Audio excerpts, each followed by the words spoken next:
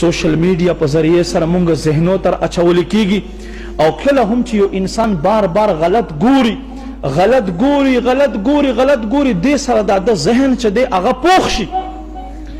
نن دا یو باقاعده مونږ مسلمانو د پاره سازش شروع دی، مسلمان تبا کولو د پاره باقاعده پلانینګ کیږي چې دا مسلمان به په کومه طریقې سره مونږ تبا کو. دا خو هغه خلق دي چې یو ځل الله اکبر وایي بیا په هر څه باندې ورځي او نبی علیہ السلام په نوم باندې سر قربانوي. خراشه سم مولایان ته والا چې بیا د بیان ګستاخیانه کوي او خلق به د فیور کوي او بیا په دوی کې دا غټه فتنه د خزو خوراکا چې دا خلق بس سرګردان او ګرځيږي. بهر حال ما عزت مندو یاد وساتئ قرآن کې الله فرمایي کو انفسکم واهلیکم النار التي وقودها الناس والحجاره.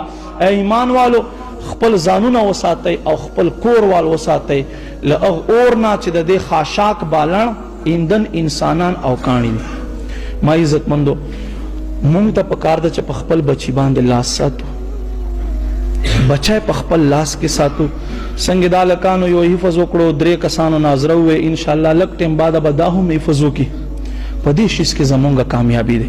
خپل اولاد باندې دنیاوی تعلیم په کوي خو که دنیاوی تعلیمونه کی ضروری نه ده، رازق الله ده. دین ورزده کوي، دین ورزده کوي چې ستا قدر ستا اهمیت پیژني. چې پلار په سر باندې درد وي چې بچای لګوي سر ور چاپی کوي، چې په خپو باندې درد وي خپې ور چاپی کوي او دا څه شی دی؟ دا فقط دین کې دی.